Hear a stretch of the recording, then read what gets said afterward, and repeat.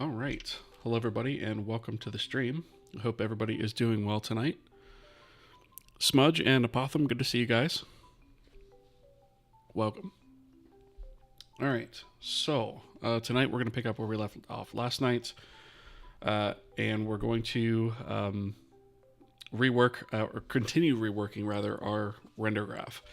In addition to that, you can see here I've got some Vulkan code open, so we've done a little bit of moving around of some stuff in the Vulkan backend that we need to discuss as well, and that's going to directly support this. So we'll go over that really quickly. There's not a whole lot that's been done off screen, but there's a couple things, and then we'll jump back into the render graph stuff.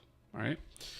So, before we go any further with that, though, I do want to just take a quick second and thank the supporters of the channel, starting with the partners who are the highest tier of subscription over on YouTube memberships and Patreon. They are Dustin Punt, Gabby Bashir, and Gerboles Inc. I'd also like to thank all the other supporters listed here. They are the other tiers of subscription over on YouTube memberships, Patreon, as well as Twitch subscriptions. So thank you all very much for your support. It's greatly appreciated. It helps me grow the channel and eventually, afford new equipment, software licenses, stuff like that. So much appreciated. Speaking of much appreciated, I do appreciate each and every one of you viewers, whether you're here on the Twitch side or the YouTube side. We simulcast to both. So I do keep an eye on both those chats. That being said, this is a interactive stream, so feel free to jump in, say hi, chat, whatever, as long as it's semi-related to what we're doing here on stream. All right, I think that just about covers that. Ivo, good to see you over on the YouTube side. Yes, you did actually catch a live stream. Maybe it is. Oh, it's 3 a.m. over there. Yeah, that is pretty late. Yeah, fair enough. RCW, good to see you. Welcome. Hope you're doing well. All right. So, I want to quickly talk about some things that we had to move around within the Vulkan backend. And I'm going to kind of touch on this from a high-level structure perspective. Let me just make sure that this is dragged over enough so you guys can see it. Okay. So what we've done is we've actually moved a number of things to be part of the window state because it kind of makes a little bit more sense when you think about it. So if you recall, we also kind of built in multi-window support, which means that there are certain things that are associated with a window. And one of the things that makes the most sense right off the bat is the surface, right? That's the surface we render to. The swap chain also is directly connected with that surface and presenting to that surface, so that made sense to move there as well. The current image index that we're dealing with, right? Because the swap chain images come along with that, right? So that also makes sense. The recreating swap chain flag made sense, right? So all of these things were here previously because they made sense. But I went going through the code and I found a few other things that made some sense to move as well. Some of them will make a little bit more sense on the high level, and some of them may not right away. But I promise you that they are intuitive decisions, right? So we have our image available in queue complete semaphores, right? And those are one per frame in flight, right? Our frames in flight is specific to our swap chain and how many images we have, right? So those two got moved over, as well as our in-flight fences, right? So all of our sync objects have been moved over. Our command buffers are also per swap chain image, so it also kind of makes sense to move these guys over as well. So we've done that. And then we also have the current frame here, which I guess we could put next to. We could put that up here next to the image index, right? So they're kind of close together. And then we also moved the staging buffer because we actually have one of those per frame in flight as well. And so it made sense to sort of move those over as well. So all of these things, we basically have one of each of these things or one set of these things per window. And so we've made a lot of changes in the Vulkan backend to actually support this, which is really just moving stuff around, not that big of a deal. And so that was, just kind of what was done off camera. RCW with a watch streak of 5. Appreciate that. Appreciate that very much. Let's get this refactoring done. Exactly. Yep. We are kind of nearing that point, right? So we do have some things in the Rendergraph to sort out, particularly with the other nodes and whatnot, because that's kind of where this whole thing began, and we're kind of slowly working our way back to that, right? Mike over on YouTube, congrats on 200 episodes. Yes, I forgot to bring that up. This is the 200th episode, the 200th full episode of the series. We've had little patch ones or like little tiny ones in between, or appendix episodes, things like that. But yeah, we hit 200 episodes today, which is pretty crazy. Excuse me, it's pretty crazy to think about. Need some water. 200 episodes over the course of 3 years. Kind of crazy. Actually, it's about 3 years. A little over 3 years. All right. Hit the like button, folks. Yeah. Thank you, Ivo. I appreciate that. Yes. Feel free to hit the like and follow, right? I always feel weird asking for that, but I really do appreciate it. The Kobold, hello, cheers from Brazil. Always wondered where you guys learn this kind of stuff. Are you a professional game engine programmer or something? So I have done professional game engine programming in the past. I'm not doing that currently, but I spent about 5 years doing that. So you really just learn this stuff by doing, right? And lots and lots and lots of reading, right? And trying things out. The way that a programmer learns most things, right? You just try stuff out and see what works, see what doesn't. Examine your results and move on from there. Read documentation, read specs, that kind of thing. So yeah, it's that's basically it, right? It doesn't come easy. It's not something that you can learn in like a month, right? It takes years of practice to learn this stuff, and I'm always still learning stuff, right? So don't get discouraged, just keep at it. Oh my god, I didn't even realize this is episode 200. That makes it even more special being awake and catching it live. Yes, absolutely. Yep. And no problem, the Kobold. No problem at all. All right. Cam Zaleback, thank you for the follow. Appreciate that. Welcome. Eternal Divine Fox, hello. Welcome. How are you doing? All right. So we've moved all that stuff over. And if we take a look at window create, or on window created in our back end here, we've kind of split these things up a little bit and kind of made things a little bit neater. So we create our per frame and flight resources, which is here. And I've left a couple of notes in there just to revisit some things. And then we also create, our swap chain. And we also, that was one thing that I should have mentioned also, is, and I think I mentioned this last night, but the window,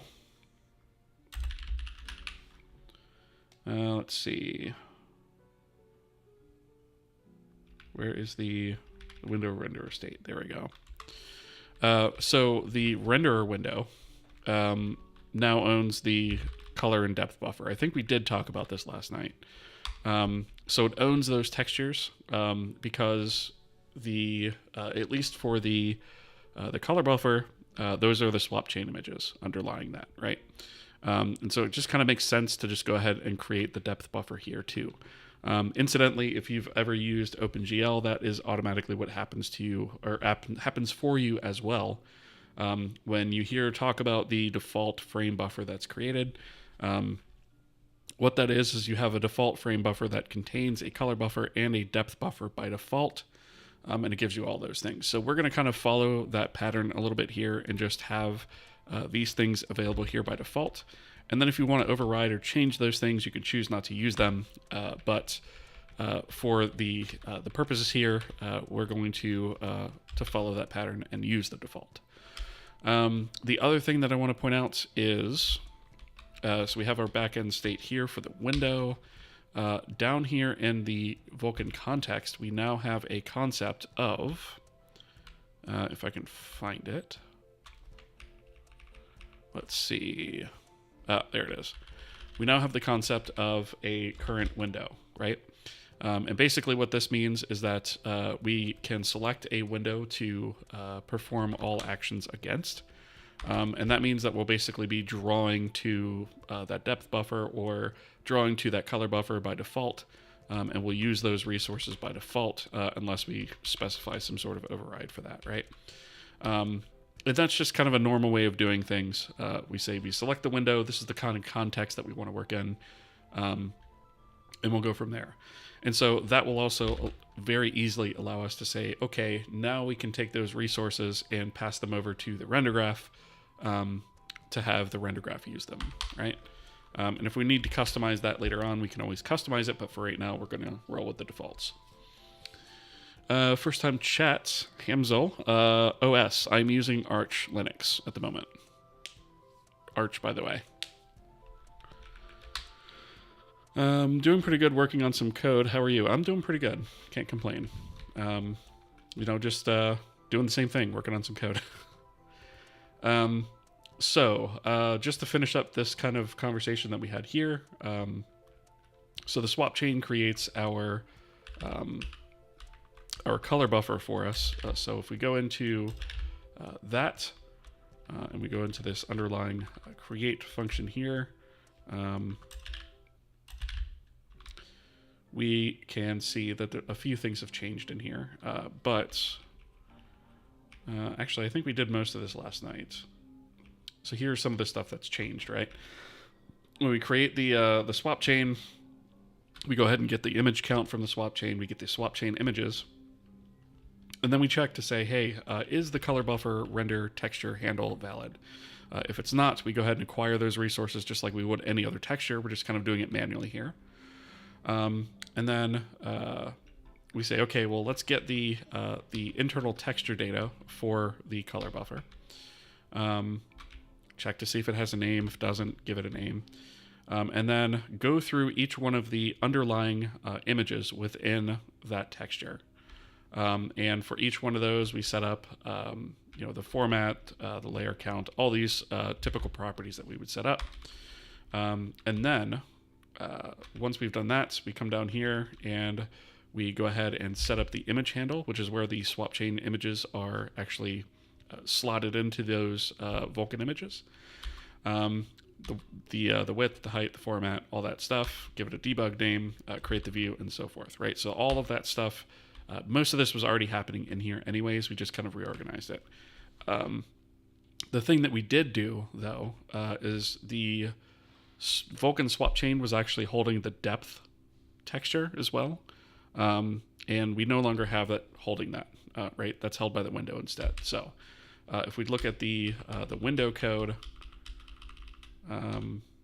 here, and we come down here, we query for the depth format, and then we create the depth buffer within the Vulkan renderer on window created, right? So the backend is responsible for creating those resources, and now we're doing that, right?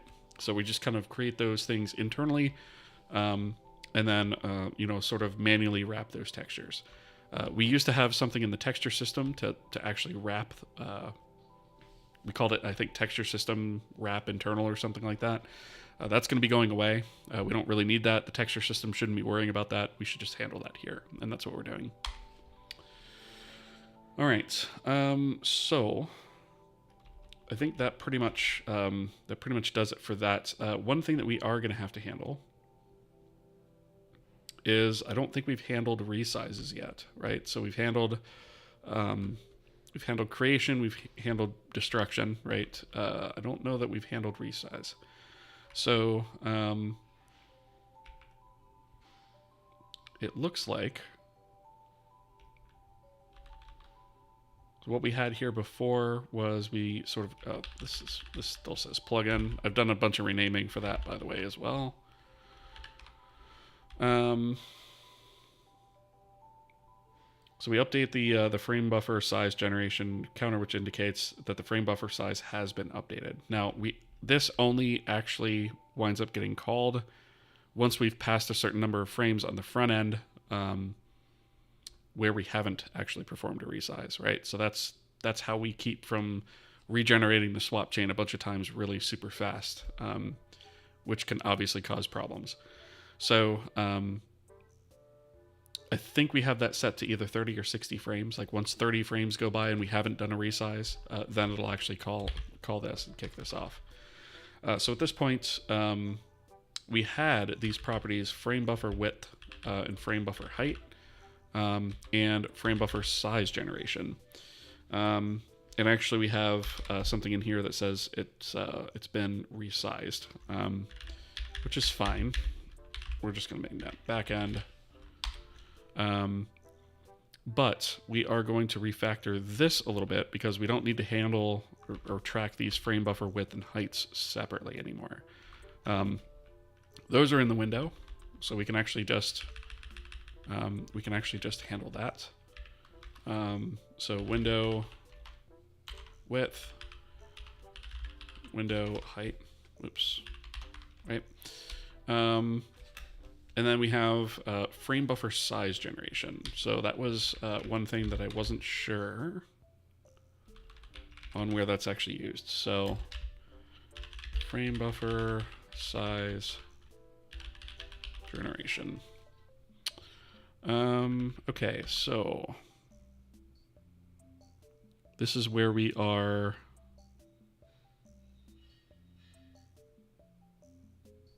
Wait, what is this doing? Last generation. Okay, so we have a last generation and a frame buffer size generation. So I'm thinking, do these actually still exist anymore? I don't think they do. Okay. So that was the sync point between the last generation and the current generation. So I think that is basically after we've already recreated the swap chain and all that other stuff, we go ahead and we sync that. So that probably needs to be held on the window as well.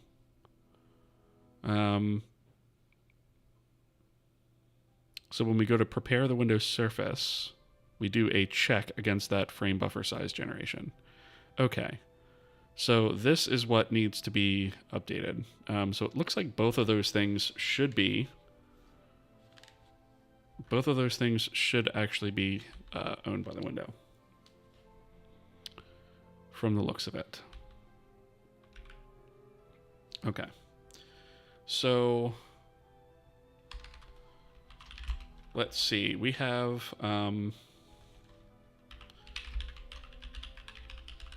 let's do it this way. So we have here the backend window. I must have nuked it, right? So let's see, what are we using here? That was an LLU, so it must have been a U64, which is fine because that could grow really fast, right? If we do a lot of resizes. Probably overkill, but we can go with it.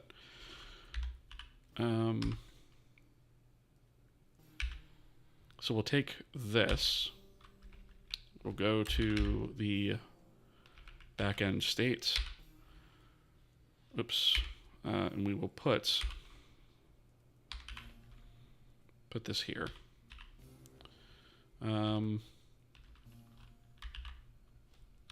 U64. Right. And we'll actually also say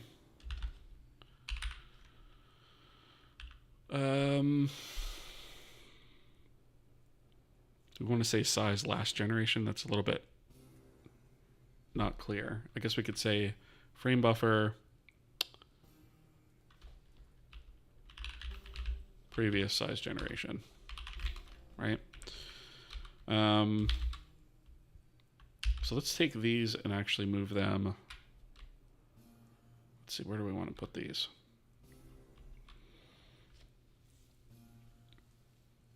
Where do we want to put these? I guess we could put these Yeah, I guess at the bottom's fine. All right, so we'll do that. And then, so that exists now. That exists, okay. So the next one is going to be where we check against those things. So this is going to be, let's see, do we have... We have not updated this yet. Okay. So this needs to be backend. We also need to get... and I'm just going to copy pasta these because it's quicker. Right, so we can go here. We already have the window that we need, right? So we can just get the internal and the back end from that. This should be window backend, recreating swap chain. Okay, that looks fine. This should be the same thing, window backend, for these two guys. I think we called this previous size generation, or context render flag changed. Okay, let's get that on one line. Right. Okay, so we have the size generation there. Let's see, what is this bleating about? Recreate swap chain. I think this needs the window.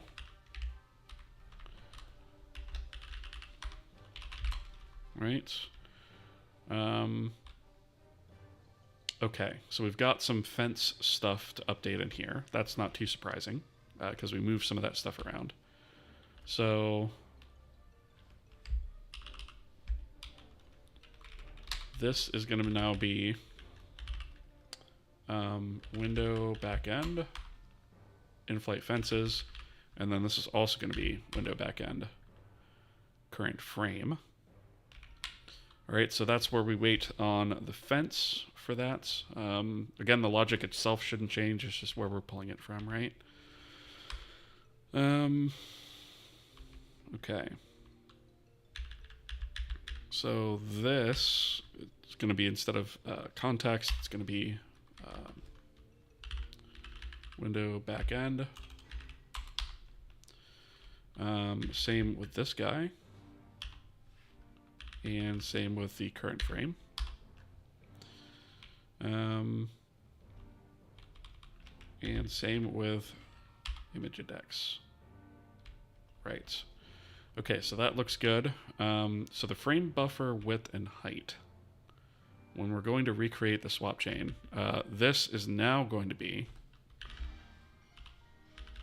window. We're just going to base it off the window width and window height. And then window backend swap chain.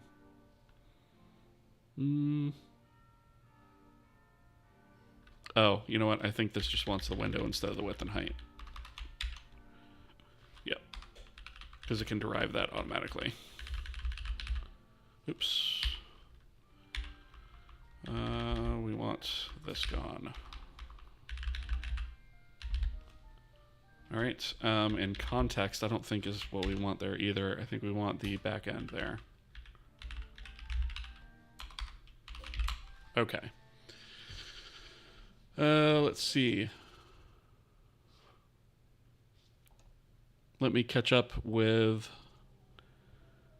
Apotham. You have to go. Congrats on the 200 episodes. I appreciate that. Rugs, what's going on? Not much here.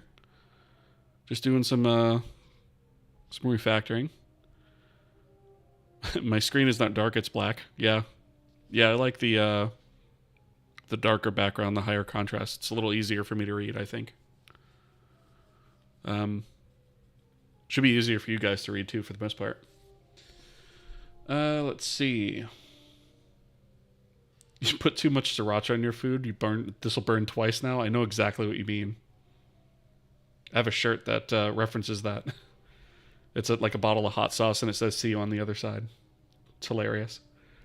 Pretty happy to see you online. This evening felt so empty and boring so far. I appreciate that, Scary Huntman. Wondering why you don't take parameters for the function that you won't change inside the function as const. Singy, how's it going? Hello? Wait, let me read that again. I'm wondering why you don't take parameters for the function that you won't change inside the function as const. You're saying why don't I change some of the parameters to const? I mean, I probably will. I want to do a pass over the whole code base to const stuff out. It's just while I'm moving stuff around and while I'm still figuring stuff out, I usually don't stick to const correctness right away until I get everything laid out and figure out how I want to do it, and then I go back and add it. I've been adding it more and more recently, but I knew that this whole rendering backend was going to need a lot of work, so that's why. Still have troubles understanding fences and semaphores in Vulkan. So the thing to remember about fences versus semaphores is semaphores are sync points between GPU to GPU operations, whereas fences are CPU to GPU operations, right? To sync that.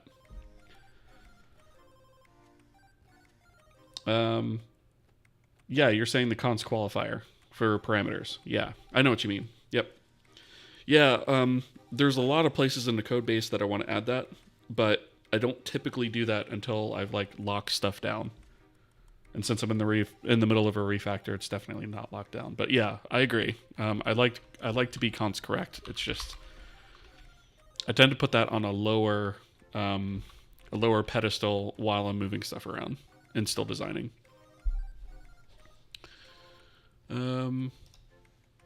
Let's see. Automod, yeah, it gets you sometimes. Let's see. Maybe you're not the right guy to ask, but here it goes. What's your take on C++ exceptions, and how do you handle errors? So I never use C++ exceptions. I just don't use them. I would much rather have error codes and things like that, or throw assertions, right? Log errors, things like that. Exceptions, not a huge fan of. I could just use an assert, and that'll actually break my debugger as well at that point. So, yeah, I don't, even when I am using C++, I don't use them. Doing some OpenGL learning like a noob. There's nothing noobish about that, right? Nothing noobish about that at all. You can do some pretty awesome stuff with GL, you know? Nothing wrong with using GL. It is deprecated, right? So just remember that. But if you're using it to learn concepts, or you just want to bang something simple together, there's nothing wrong with that. That's what I thought as well, but most of the community seems like thinking exceptions is the way to go. So, okay. So I'll say in business software, I'll use exceptions, right? Like if I'm coding a backend for a web app in C# or something like that, I'll use exceptions all day long. Yeah, absolutely. But for something like this, no, never.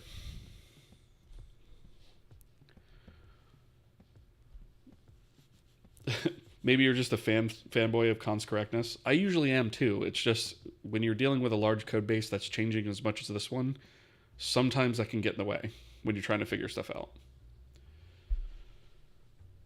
Throwing just triggers an exception anyways. In C++, you have just have more options compared to C. Exactly. Yeah. I don't know. I'm not a huge fan of exceptions in general, especially when you see code bases that are like try catch, and then the catch throws another exception, and then that's caught somewhere else and then thrown again. No, not a fan. To me, it just kind of breaks the way that the code flow works, and it's just not as easy to follow, I think. If you write proper code, there's no need to throw exceptions because those won't happen. That's also true. Yep.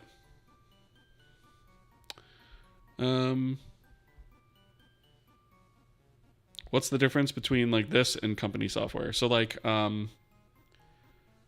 generally speaking, like how many people are working on it for one thing, right? A lot of people, like when you have a team full of a lot of people, generally speaking, you're always going to be like sort of forced to go the object-oriented way and using exceptions for things and just doing what's considered good practice. It's speaking of good practice, we have ads. I'll come back to that.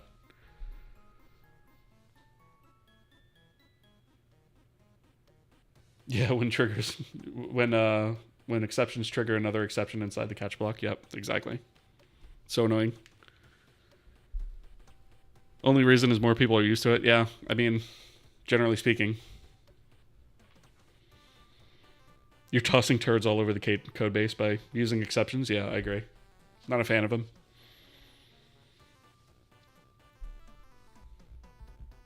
So we got about 50 seconds left on ads, and then we'll be back.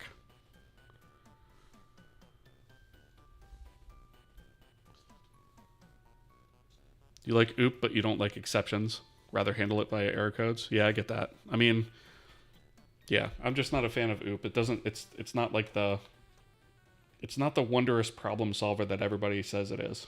You know, it has its uses. I'm not saying it's never useful, but it's not this one-size-fits-all solution to make your code base great all the time for everything, for every use case. It's just way overhyped and way overused, IMO.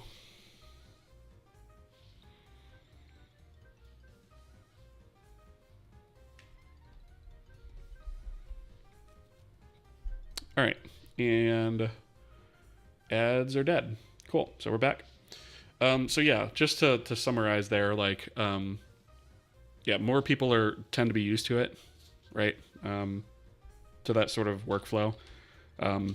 A lot of people tout that along with OOP as best practice, right? And when you're working with a large team of people, where things are broken up into small little compartments, it kind of gets difficult to get away from that sometimes. So yeah.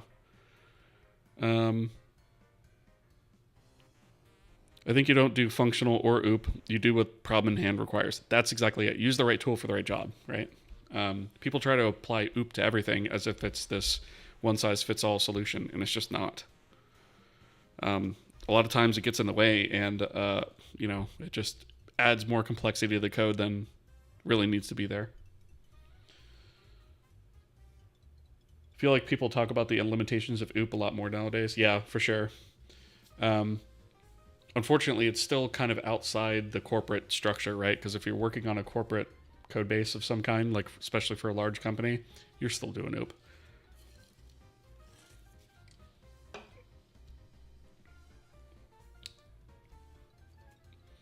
You should see my constructors. They all return when there's an error in the main code. I have some checks to see if that object got instantiated in the proper way. And see, that right there, like, I don't know, like setting an error in a constructor is kind of weird, right? Like, why use a constructor at that point? Why not just use a create function? I don't know. Yeah, it's different. Like I said, different tools for different jobs, different preferences as well. So any technique to figure out where in your code causes a sudden death without leaving any useful runtime log? Yeah, debugger. Debugger will tell you exactly where you had like a seg fault or something like that. I think online is OOP hate, and there's no one talks about it in the office. Yeah, that's true. That is true. And unfortunately, like, OOP is one of those things that management figures tend to understand. And that's how they think about the code. On a high level like that, they try to relate it to like real world objects. And so in order to communicate with them effectively, sometimes you have to do it that way, which is really annoying, but it's reality, right? All right. Anyway, we were in the middle of fixing this function. So looks like we we have our swap chain recreate, which, by the way, now returns a Boolean, so it can actually fail, right? And so if that fails, we are going to k-fatal it. And we're going to just say failed to recreate swap chain. Now, we could theoretically try again, like on the next frame or something. But generally speaking, if you fail to create a swap chain, like trying it again isn't really going to work either. Which is one of the reasons I kind of added this in here to be able to check the result of that. So if that fails, we're just going to throw a fatal error, which will actually stop the application. Otherwise, if it is successful, right, we're going to boot out of the frame, and we're going to say we're going to return false here, not to indicate failure, but to indicate we're not ready to draw in this frame yet, right? It's not prepared. It's not ready to be drawn to. So try again on the next frame. And then if for some reason we fail to create or acquire the swap chain image, again, we're going to have a fatal here. Which technically also returns false. We could try it again, but the fatal is going to stop the app. Reset fences. So we're going to reset the in-flight fence for the current frame. So this needs to be window backend for that as well as the current frame, right? Reset the staging buffer. That's also going to be attached to the window now. So we failed to clear the staging buffer. I don't know. I think this just resets the pointer. I don't think that this actually clears the memory. Yeah, we stopped zeroing the memory because I know that was a performance issue, right? To actually zero it out before every frame was actually expensive, so we stopped doing that. Okay. So I think that's all we actually need to do, right? Once we actually get all of that stuff there. Now, let me see the size generation. There was another place where that was being synced. Here it is. So this is on recreate swap chain. So this is frame buffer size, previous size generation, right? So we're going to say sync the frame buffer size generation, just so that it's a little bit more clear as to what's going on there. Parado X84, thank you for the follow. Appreciate that. That's why coding team managers need to come from a coding past. I agree, 100%. Higher level managers shouldn't try to decide things about the coding team. I also agree, right? They should be the ones that sort of design like maybe functional requirements, but not technical requirements, right? That's the way it should be. Realistically, not so much. All right.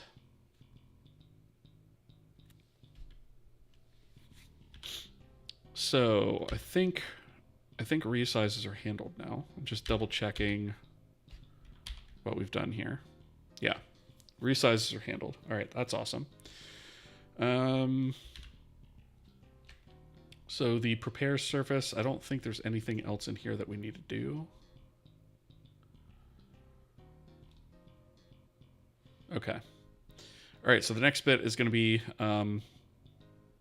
starting the command list, which under the hood means command buffer for us, right? I think in DirectX it's called a command list. And eventually we might actually wind up exposing some sort of actual list and actual commands to the front end to sort of fit in with this. But for right now, we're not going to do that. All right. So we have the backend there for the internal context. Okay, so the next thing we're going to need to do is get the current window, right? Because that's going to be what we're going to be drawing to. So context, current window, right? And this is going to be, whoops, it's going to be K window, current window. Actually, let's just call it window, right? Let's just call it window. Right? So begin recording commands. So we actually need to get,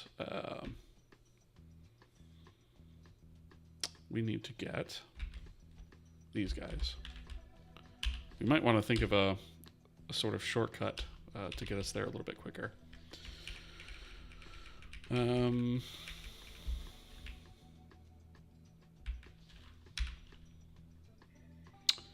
All right. So this is going to be window backend. Same here. So we reset the command buffer. Like once we select the command buffer, then we reset it. We begin it for recording.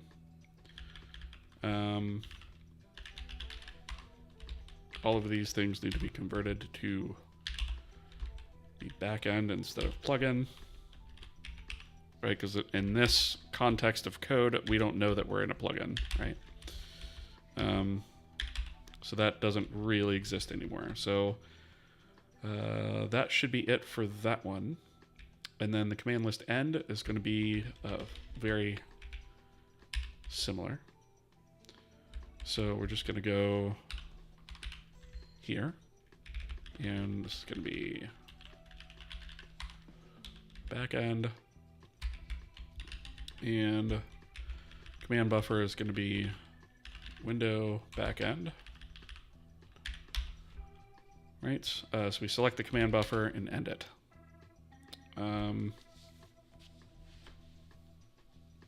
Which I guess I could simplify this to like one line of code, right? Because we don't need all these interim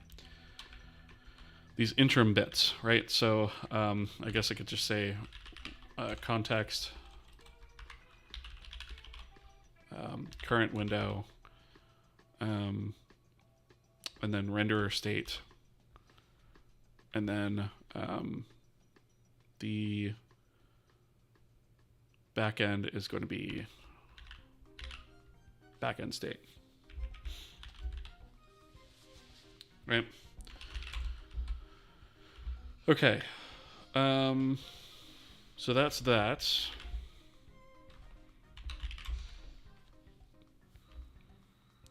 Render frame submit. Okay, so this is obviously broken too for very much the same reason.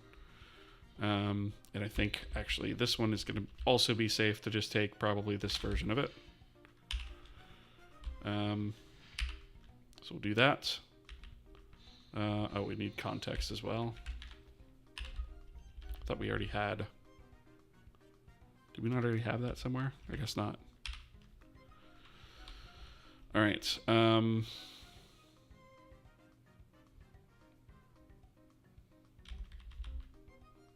Command buffer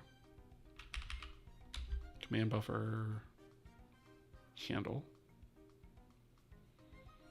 Where was this grabbing this stuff from before? Okay. So this is going to be window backend. Oh, draw index. Do we even have... I think I said we were going to get rid of draw index.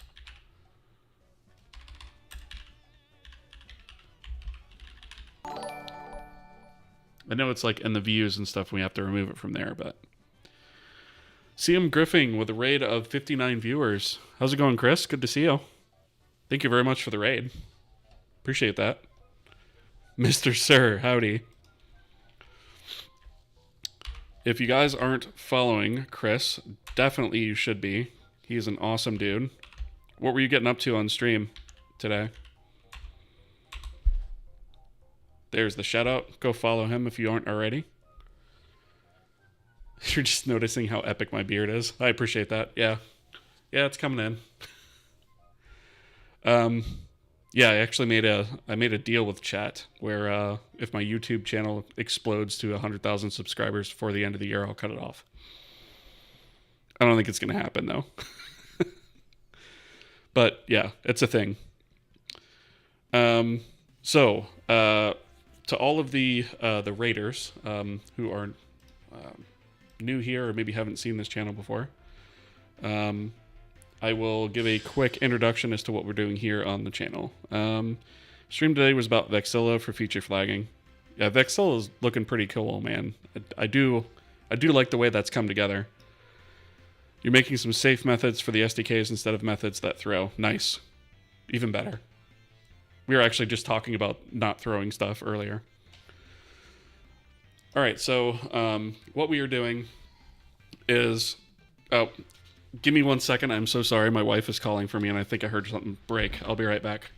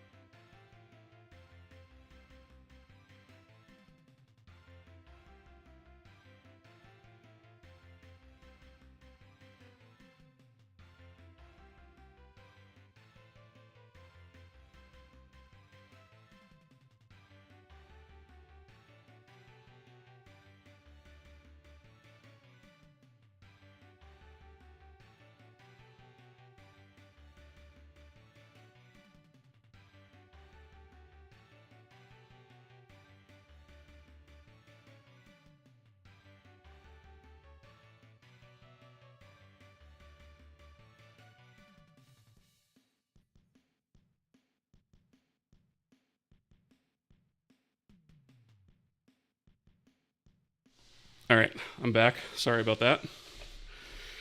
Just heard something smash in the background, and yeah, wife dropped a glass in the sink. So she's okay though. All right.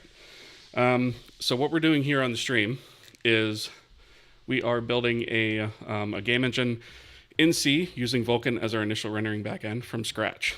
So what that basically means is that we're attempting to not use any libraries wherever possible.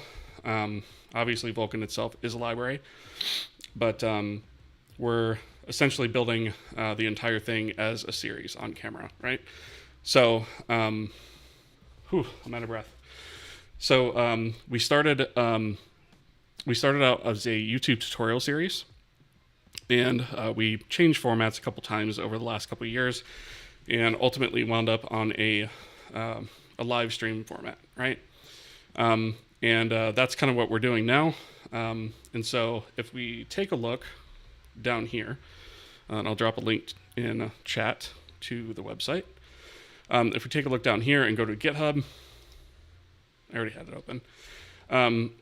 This is 100% free and open source, right? So it's Apache 2.0 licensed, which basically means if you want to use it for personal or commercial use, that's totally fine. All I ask is that you say that you use Kohi. That's literally it. There'll never be any sort of licensing fees or royalties of any kind. And so all of the source code is here and available for you. Here are a couple of screenshots. We're kind of in the middle of a semi-large refactor at the moment. So unfortunately, I'm not able to run it, but we do have a couple of screenshots of at least some of the scenes that we've pulled together. And so that's that. And then what we're working on right now is we are putting together a what we call a Rendergraph, which is basically a compose. It's kind of how you compose a single frame of the engine. So when you think about how a game engine runs, it sort of runs in a tight loop, and you have all these steps to draw stuff on the screen. And so you have a frame start and a frame present, right? The present is when it actually gets drawn to the window. And you have these sort of global resources where you have your color buffer, which is what color gets drawn to, and your depth buffer, which is used for like sorting objects in 3D, more or less. That's an oversimplification. And then we have all of these different nodes on these, which have different dependencies. And each one of these nodes can have what we call sinks, which accept a certain type of resource, or it can have a source, which is kind of, you can think of as almost an output, right? And so we have these global sources that plug into these sinks. The node does something to it, and then it outputs a source, right? And then that can be plugged into another sink, which can further process it, and so on. And so we have two clear nodes here, one for the color, one for the depth. And then we have a skybox, which basically draws the sky in the background. And then we have a scene, which basically populates all the things that you see in a typical scene, like these, wrong window, like these models and stuff like that, right? And then we also have a shadow map pass, which is responsible for generating the shadows that you see in that, right? So all this shadow information. And so the idea behind this is that this does not have to be a linear process. Right now it kind of is, and we're working on making it not.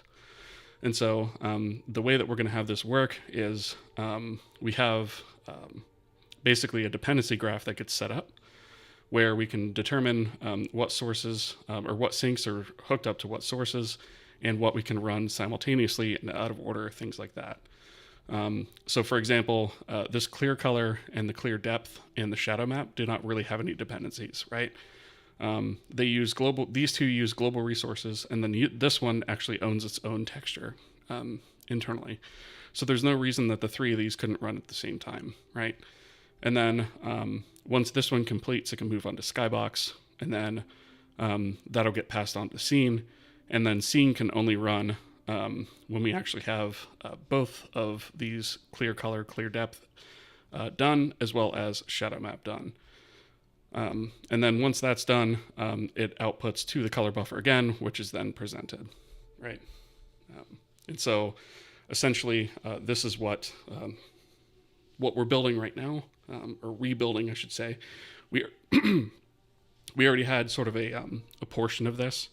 We basically had this section right here. And so we've expanded this a little bit, and that's kind of what we're in the middle of doing right now. Is your render graph built every frame? If not, how do you manage changes on the scene? So yeah, there's several different stages of preparation that happens with this, right? You basically have like a prepare step for each one of these nodes, and then you have an execute, right? And so we have sort of a prepare that happens at the very beginning of the frame, where we say, okay, what do we have in our scene? What are all the things that we need to draw? Let's go ahead and pass those to the individual nodes that are going to need to know about them. And then when it comes time to execute the render graph, they can do any processing that they need to do on those things, potentially at the same time in a multi-threaded way. So yeah, we do this every frame. We don't necessarily build the dependency graph every frame, but we do execute each one of these nodes every frame, and it's fed the data that it needs to operate on every frame. So I hope that makes sense.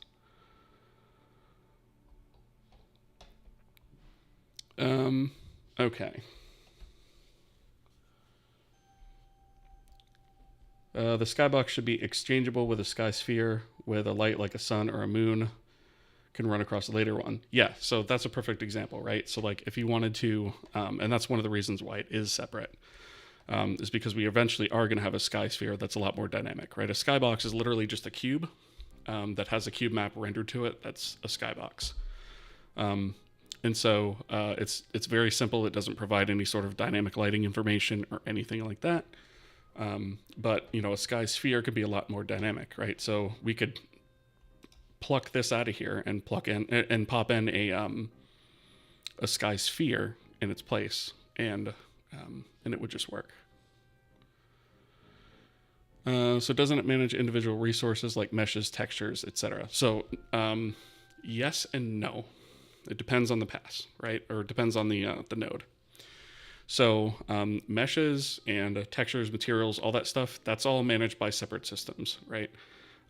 So that's all handled elsewhere outside of this. In terms of textures that are like owned by this, for example, the shadow map owns its own shadow texture, right? So the maps that it draws to, it owns on its own and handles that. So it really depends on the node itself, whether it owns those resources or whether they're passed in through source/sink and so forth. Thank you for the follow, by the way. Let's see. Obviously, the depth buffer has to be rendered into a buffer every frame just to be able to select objects with the editor when we finally have an editor. Exactly. Well, actually, technically not, right? Because technically our object selection is actually done with a raycast into the scene. So we had per pixel selection at one point, like very early on. But now we're actually doing a raycast into the scene to select objects. So we wouldn't necessarily need, raycasting takes too long. If you're doing it like hundreds of times per frame, yeah. But if it's just on like a click, it's easy. And that's the thing, like we have multiple methods of doing it, right? We do have the way of doing it where you basically render every object in the scene as a slightly different color and then backtrace that to an ID. But we don't necessarily have to use that, right? Okay, so that's the basic premise of it. Okay. So we were just looking, because we had something in here called draw index, which is used if we have more than one submission to our command queue, right? And I think we only really used that once when we were testing something, when we had sort of dual views on the screen, and I think we're going to handle that differently. So I think I'm going to wind up actually removing draw index, because I don't think we're actually going to need it. And actually, you can see there's a lot of this stuff that's actually commented out already. I think we already removed it from frame data. So I think we can probably just like remove that across the board. I really don't think we're going to need it. So it is used in a lot of places, but it's just kind of referenced, right? So let's see.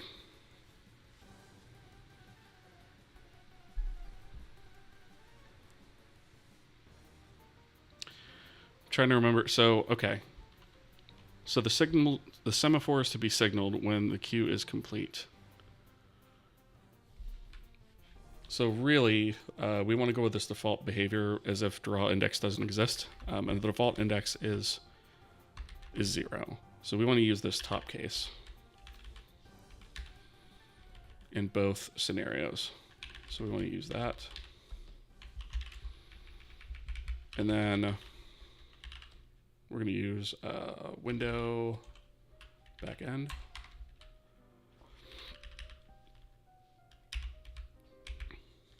Why didn't that do the thing? There it is. All right. Okay. So that should be fixed. Here is the actual queue submission. So we want to change that as well. Now, queues themselves, you could argue, could also be separated per window, right? But like not all hardware gives you more than one queue. So I'm hesitant to actually do that.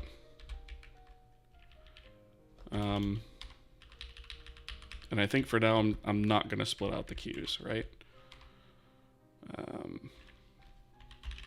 All right, so we take the result.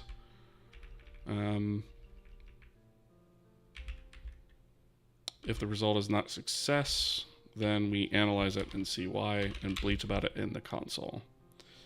Okay, so all that makes sense. That seems fine. And then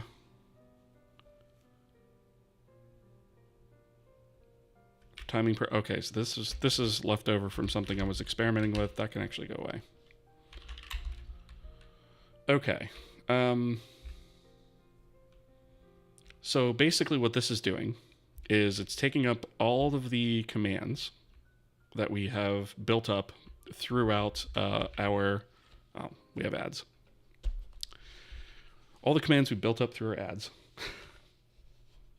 Got to pay the Bezos.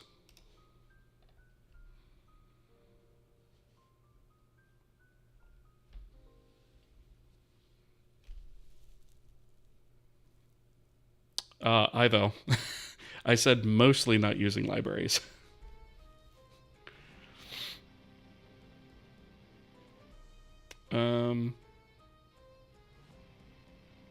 Why did I create the local window variable if I don't use it anywhere? Yeah, I mean that was like what I was kind of getting to, right? That's why I created the shorthand version of that instead. Building my audio engine based on waveout. It can play multiple sounds at once, but now I must do the PCM processing for independent stereo, which is hard. Yeah, that is a little bit difficult for sure. There's a reason that I left that up to OpenAL. And I didn't handle that from scratch, right? That was one area like GPU I was okay with not doing that.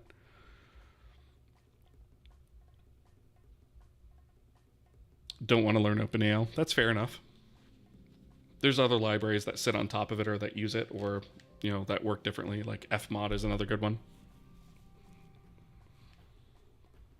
All right, and ads are done.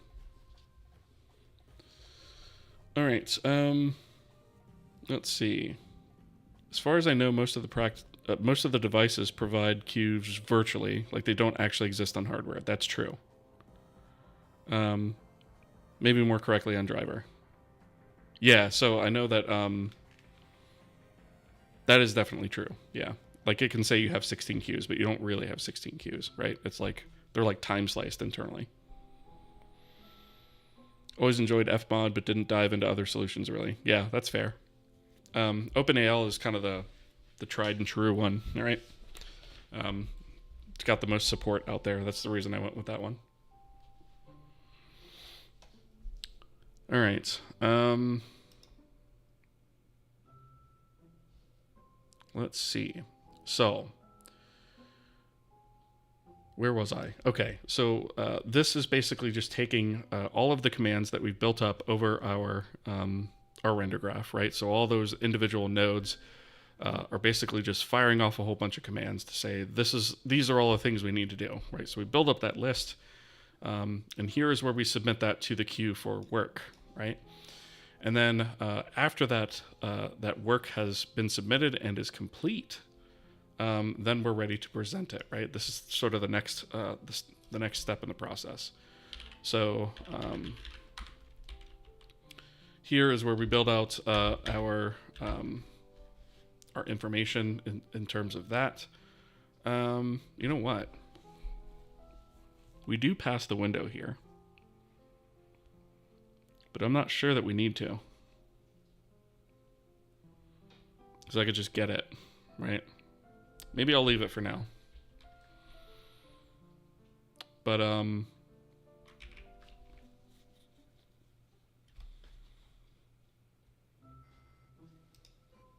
let's just grab the back end of that, right? So we'll say instead of current window, actually, you know what? I want to leave that guy commented just so that I have it there as a reference, right? So we're going to say window, render state, backend state, right? That way we can come here and just do window backend. Riddler6 this, thank you for the follow. Appreciate that. Welcome.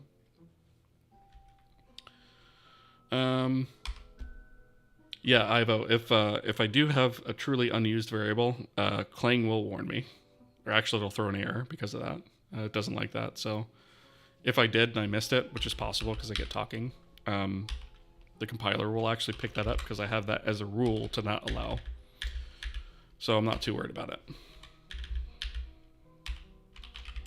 Okay.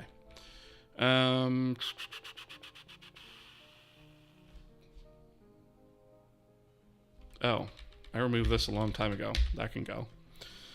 All right, so the thing is here we basically just fill out a presentation info, right? Like the semaphores we want to use, what swap chain, image indexes, that kind of thing. We call the present, right? So that's actually what takes that drawn to image and presents it to the screen. And then we take the result from that operation and have a look at it, because sometimes it can mean that we actually have to regenerate the swap chain. So that now returns a Boolean, so we need to check that.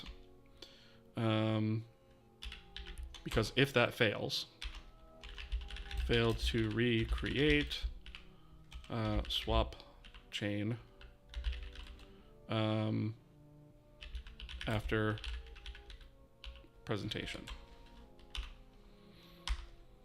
Right. And then here we don't actually need the frame buffer width, the frame buffer height. We just need window. And then we need window backend swap chain.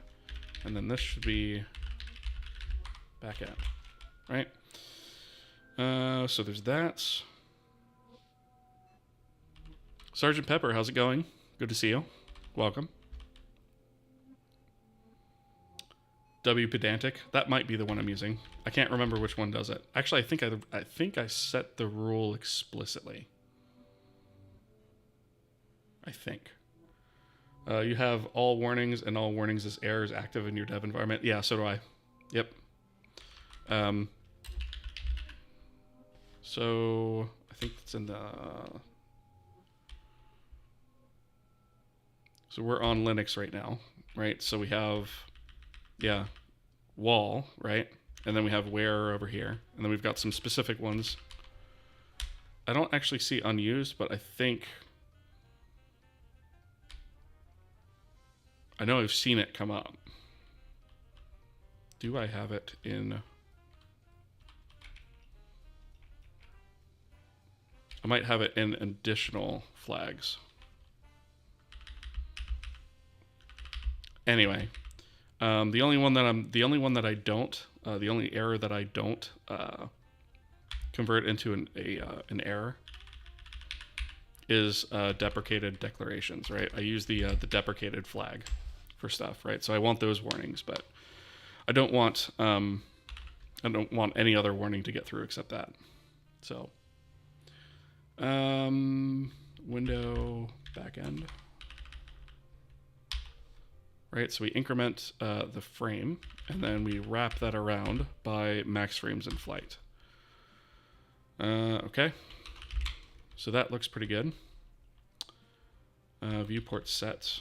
Looks like a lot of these issues are just going to be from our sort of renaming some stuff. Although getting the command buffer is not that. I wonder if I should, you know what? Because I need the current window, like I don't want to have to do that everywhere I need to get the command buffer, right? That kind of sucks. So let me actually do.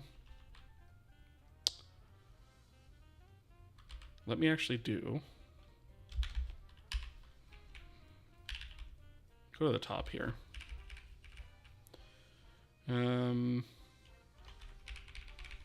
Actually, I'm going to go to the bottom of this instead. We'll create it down here. We'll do a static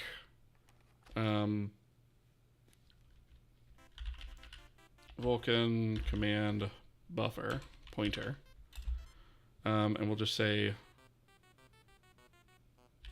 get current command buffer, and we'll need context.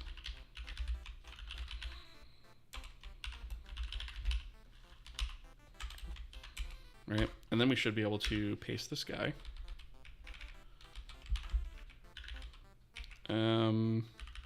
Context, current window, render state, backend state, and then from that,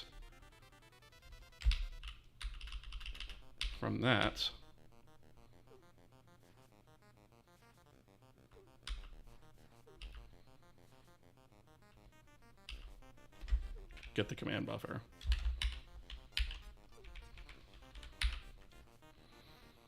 All right, so we can just return that. Simple enough.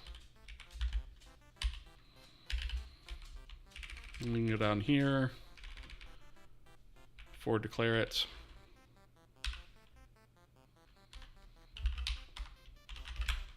And then we don't have to worry about that stuff anymore, right? We can just get it.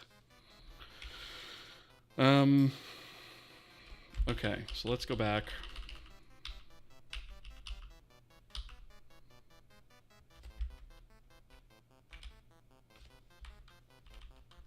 And we want to do get current command buffer. Context. A lot cleaner.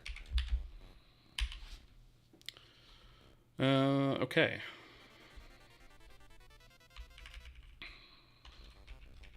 And I suppose if I wanted to get really pedantic about it, I could just inline it, but I don't think that's really worth it. All right, so this is going to be backend.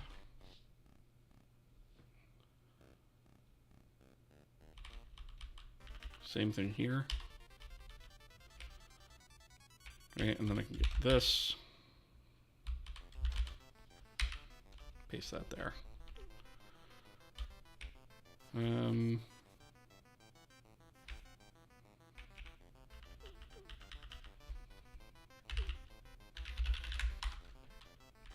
You know what, does this? That's still a void pointer. Oh, I guess it kind of has to be. Unless I rename that to something besides Vulcan context. Not going to do it right now. Backend. All right. Command buffer. We'll just do this. This again. Okay, so this is to set the winding. King Damoro? Damoro? Yeah, I think that's how you pronounce it. I'm guessing. Welcome, and thank you for the follow.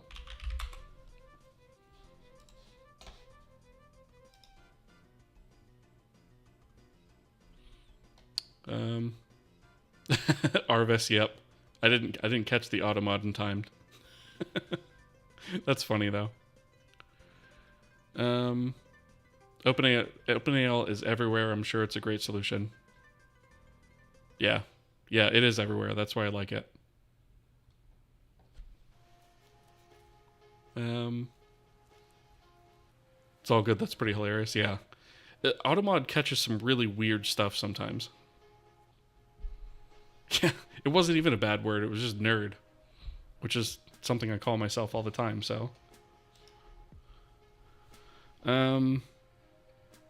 does the Clang address sanitizer actually work with C, or is it C++ only?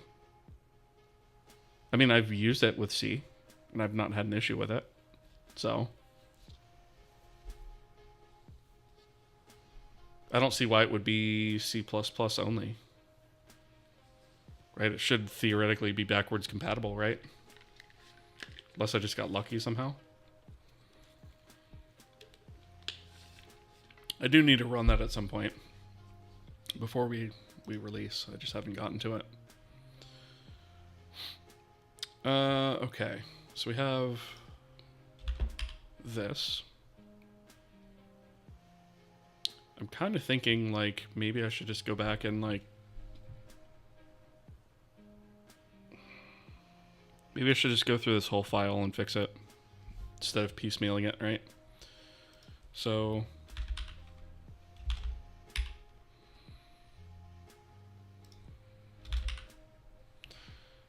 Let's see. This is going to be... Maybe I can just copy these two, actually. And just do this.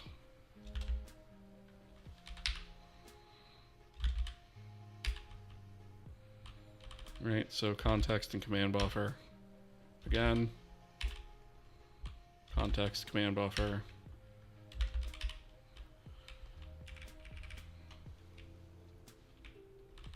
We do that a lot.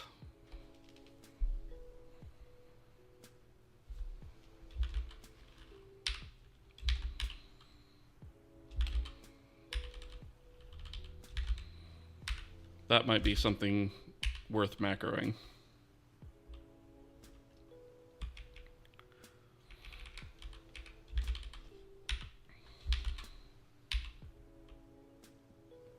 Might be worth macroing, I think. Okay, so this is one thing that we needed to fix in terms of our render passes, right? So we still take this render target, which no longer exists, right? This is going to be frame buffer. Was it internal data?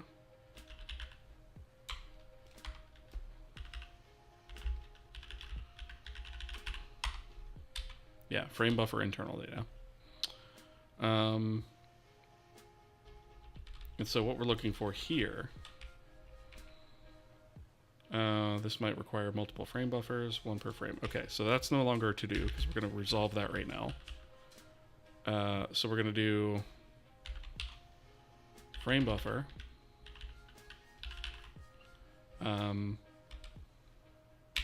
frame buffers, sub,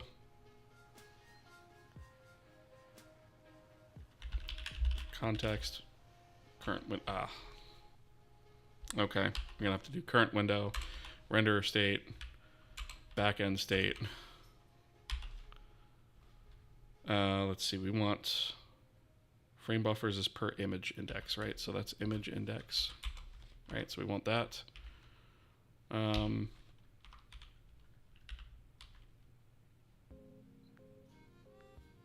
Yeah, that should be it, actually.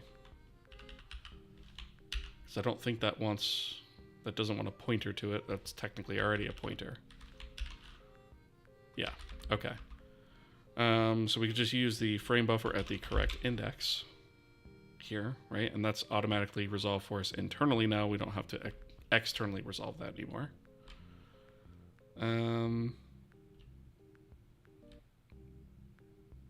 Okay, so what are we doing here with all of these attachments?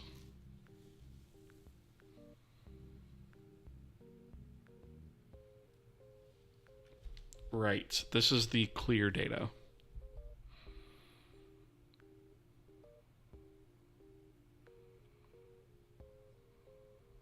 So this is where I wasn't sure, like, if the frame buffer should actually hold on to the attachments or not, because we were actually referencing them here when it was render target, right? But now we don't have that. And I'm trying to think if we should even be doing this here, or if we should just say, you know what, we'll just clear separately and not do it this way.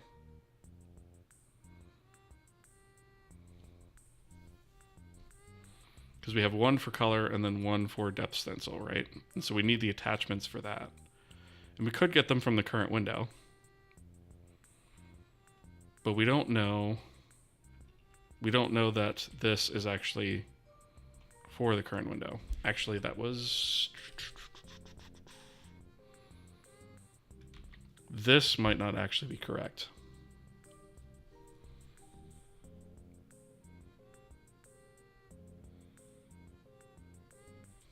So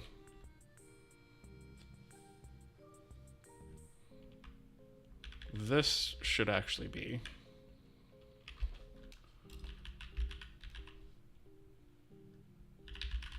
frame buffer count, right? If it's equal to 1,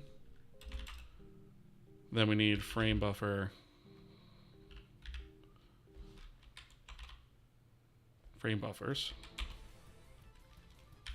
sub-0. Otherwise, we need that, right? Because we don't know for the render pass if we have like a multi-frame or not, right? So it may not be a multi-frame. Like in the case of the shadow map, right? We only render that once per frame. We don't have 3 separate ones that we manage for that.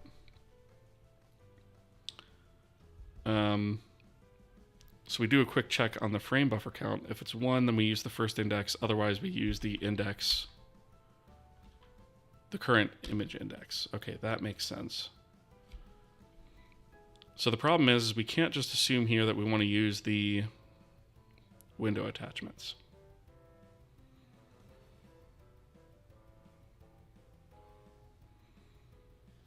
So we might need to save off some information about the attachments, unfortunately.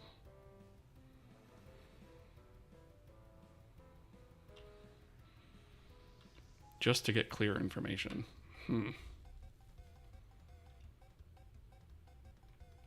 Do we not have that as part of the pass?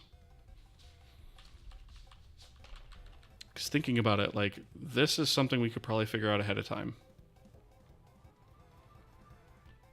Right, when we create the render pass, we're gonna know at the creation of this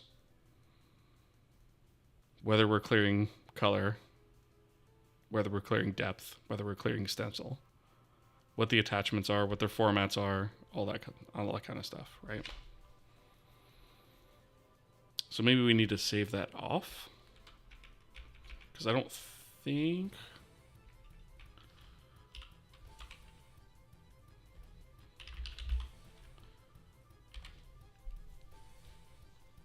We do have clear flags, which is how we determine that. Oh, wait a minute.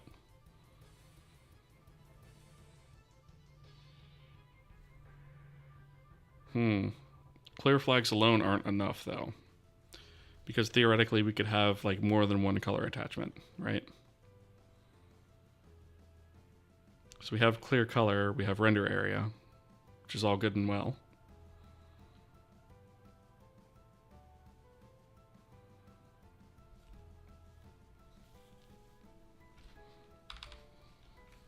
I think, actually, all we might need for this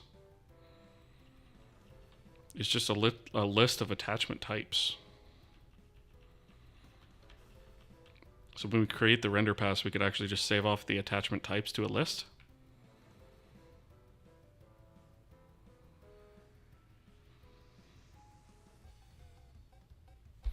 Which this clear values here being hard-coded to 2 is also problematic.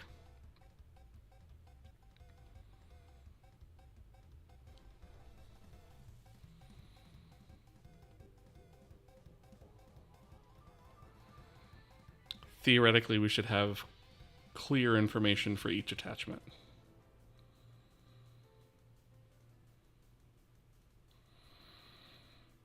Yeah, this whole section is kind of problematic, actually.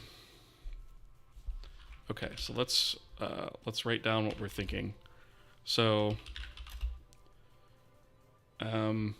don't need to save off the attachments to the render pass, but do need to save off attachment types and clear info.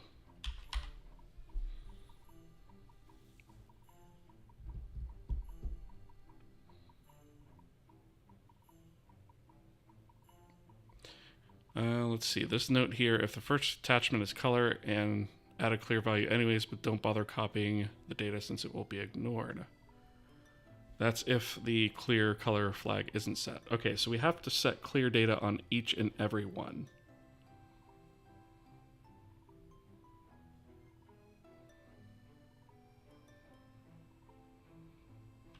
So no matter what we do, each attachment has to have clear data set on it.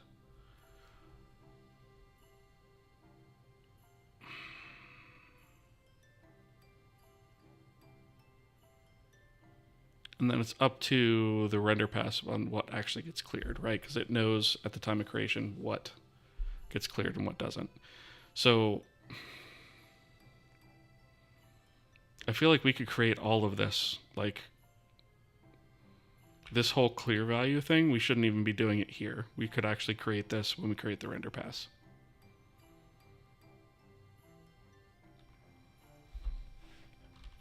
Right, because this is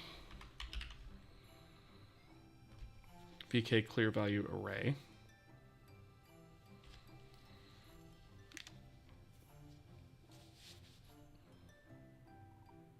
Clear value count. Yeah, we could totally create this and save this off.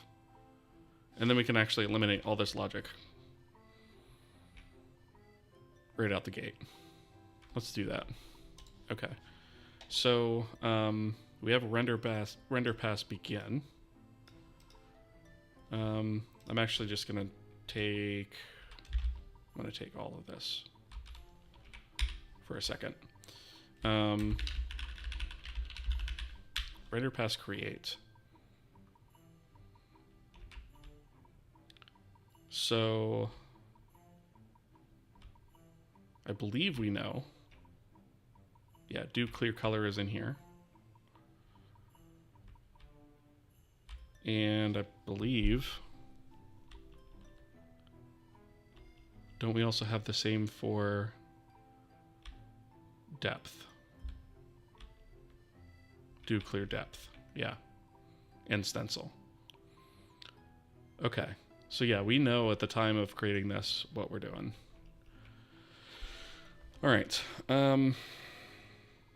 so the only other thing I can think of is, we know that at this time, but do we have the clear data? I don't think we do.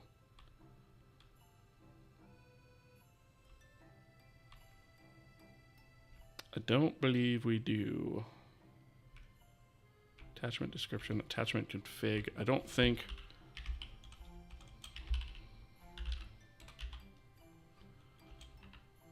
Oh, my IntelliSense is broken there, it seems. Okay.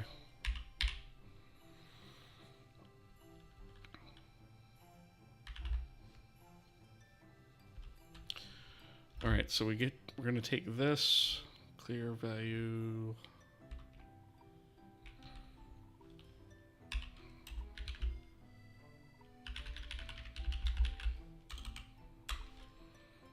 Let's go to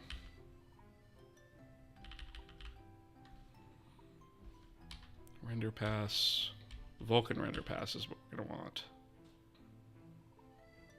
because that's where the clear data has to exist. So let's go to definition on that. Oh, we do have depth and stencil clear value here.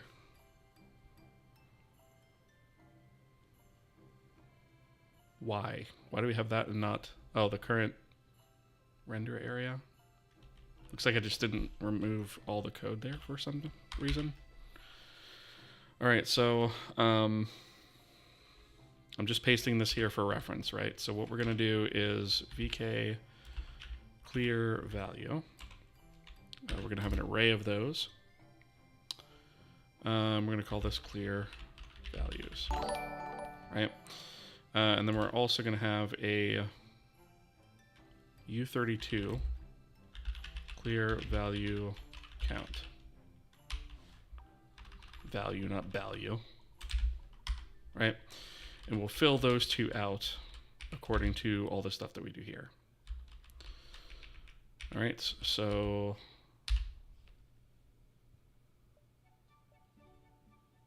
that should be good to go. Let's see. Let me catch up on chat here.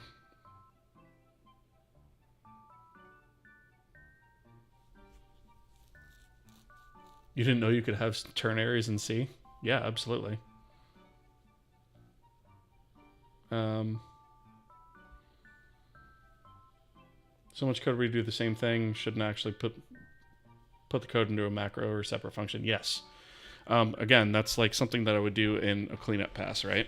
I do know there's lots of duplicated stuff, and that's why I was saying like some of this stuff should probably be in a macro. But until I'm finished moving things around, I'm not going to do that, right?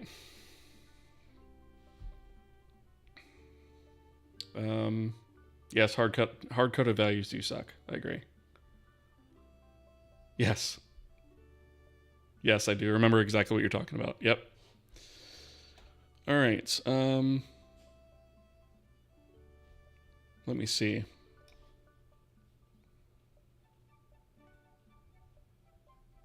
Damn it, I must not have seen your question. The answer to your question is not ads. Oh, good old ads.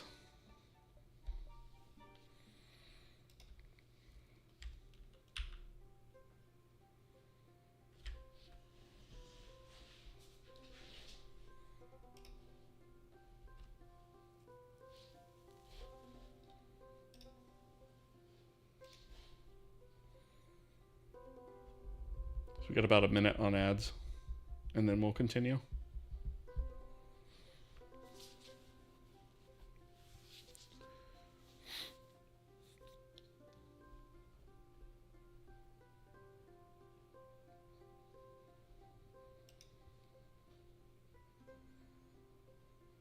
Almost 4:30 a.m. there. Yeah, go get some sleep.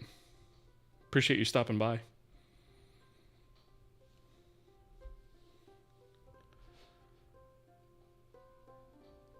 I became a Segway destroyer of worlds. Nice.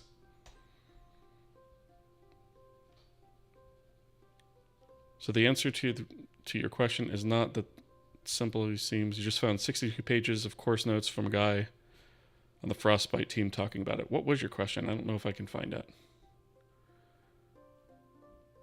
How does a dynamic sky fit in with IBL? Is the convolution calculated every frame instead of pre-baked into a... Oh yeah. That is a complicated question. It's 6 a.m. here and I'm just awake for an 8-hour course. Nice. Yeah, Tam, and we're going to be tackling that actually at some point, right? I don't know when. Probably not till after the first game comes out, but we are going to have dynamic skyboxes, which means that we're going to have to use that to, obviously that's going to have to be taken into account in the IBL, which right now we're just basically just jamming the cube map in there as it is, but which is also not right, but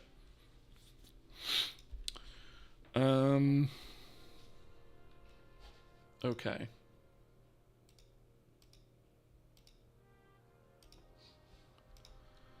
So let me do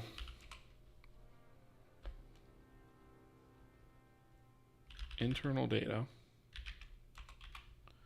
and we'll do clear values. Should I do this as a D-array?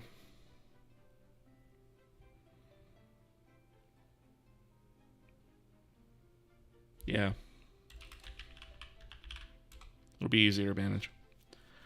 So we'll do that as a VK clear value, right? So we'll create that internal, and you know what? Actually, that means internal data clear values. We do not need the clear value count, right?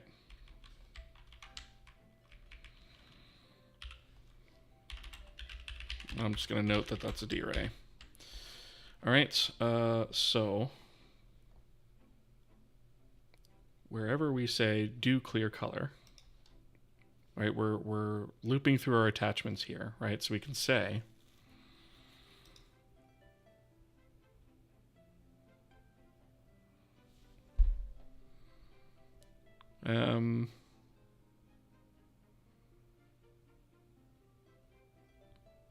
so at this point we can actually check on clear, unless we run into this situation down here where it doesn't really make any sense, right?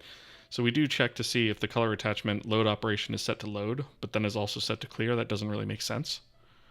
So we err in that case towards clearing, otherwise we load.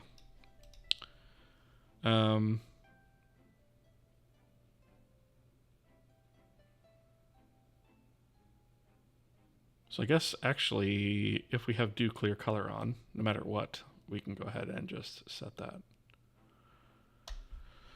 Okay, so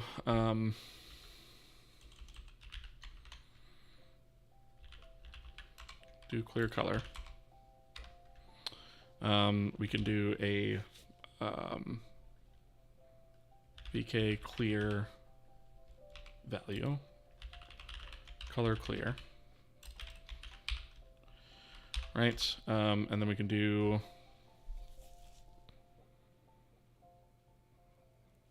I suppose we should probably have this configurable. For right now, I'm going to hard code it with a to-do. So I'm going to say color clear color, and we'll do float 32. And what we'll do is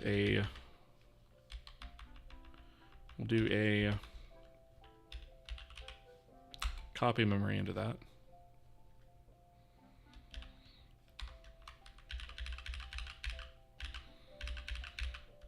Right, so we'll go there. The source is going to be a, let's see, I guess we'll do vec for 0. And then the, oh, you know what?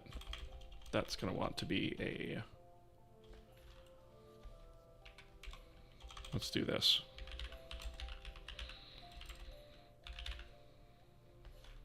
Vec for 0, right? And then we can say the address of color. And then size of vec for. Did I get that right? Should be destination source size. Yeah. Okay, so we'll copy that into there, and then darray push, and it'll be into what is it going to be? Internal data. Internal data, clear values, color clear. All right. And so we push into that.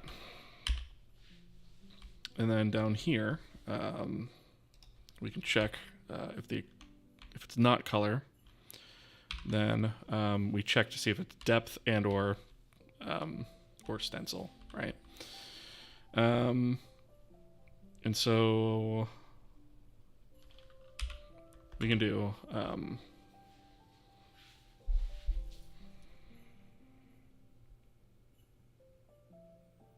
I just had a thought. That clear value needs to exist no matter what.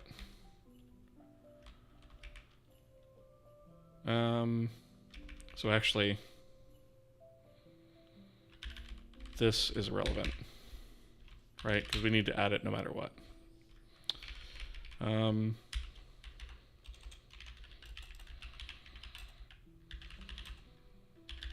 If it isn't used, right?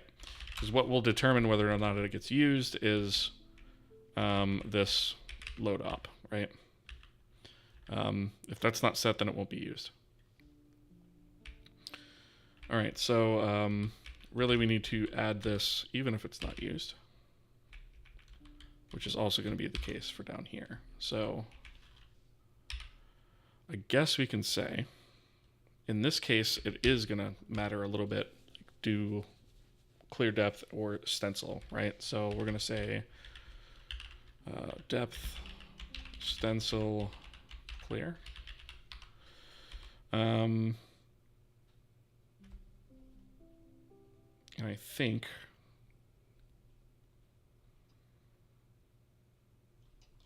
did we actually copy that over at the top? I don't remember. Yes, we do. So we'll just keep those from the config, right? So we have this should be depth, stencil clear, and then depth stencil, and we'll do depth, And then we'll do out render pass. Oh, is it internal data only? Okay. Depth, right? And that is a U32, I believe. Oh, it's an F32. Right? So we will we'll copy that, and then we'll do one more copy into... Actually, we don't even need to do all this. What am I doing? Overcomplicating it is what I'm doing.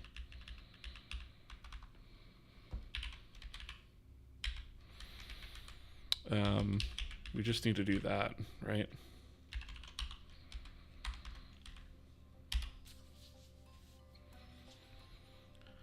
So instead of depth, we do stencil.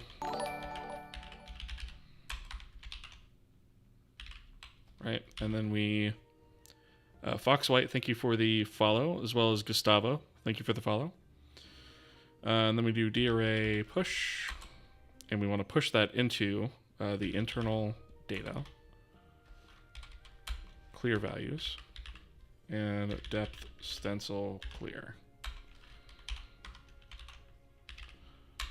And those are configurable, so we don't need that to do. Whoops.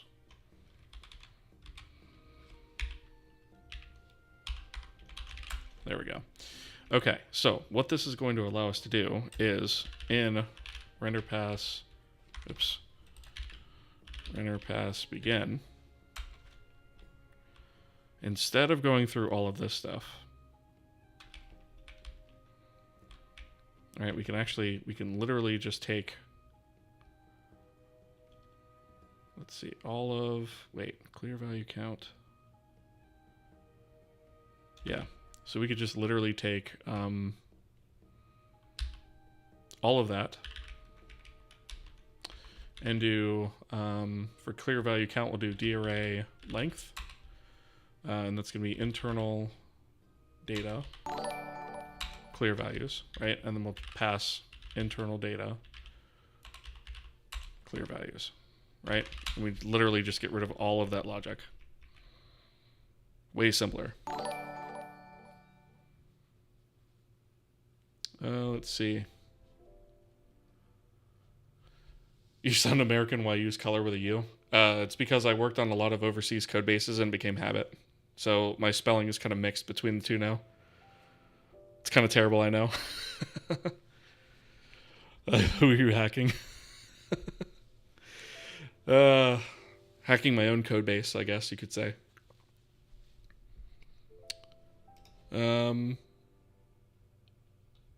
All right.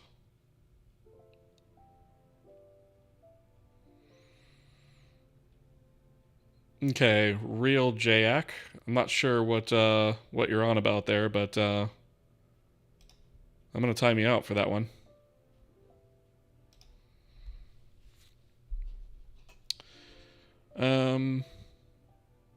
You work for an NZ company, and I end up using behavior. Whether you, yeah, I do the same thing. Yep, and I say Z too.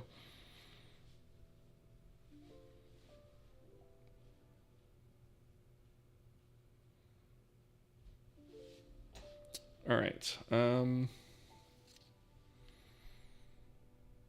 you ever tried to listen to a theme soundtrack while programming? It may make programming exciting. Sometimes I'll listen to metal while I'm programming. If I'm pretty clear on what I need to do, right? I'll listen to metal while I'm programming, like some of the stuff I have back there. But yeah, usually if it's something that's like kind of intense that I need to focus on, I usually don't have music on because I need to focus.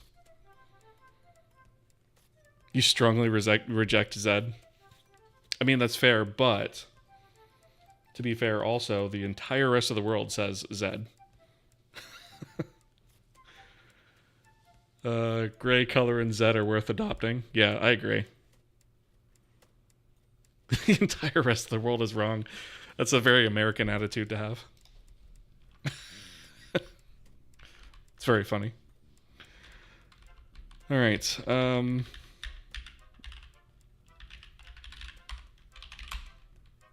All right. So we have the begin. We have all of that straightened out, I think. This is going to be get current command buffer for this guy. Context. Get rid of that.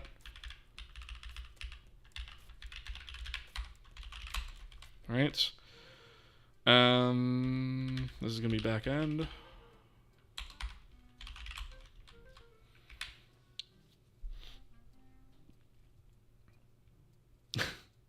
You support meters, but not meters spelled R-E-S? Yeah. That's fair enough. Zoomer memes not allowed.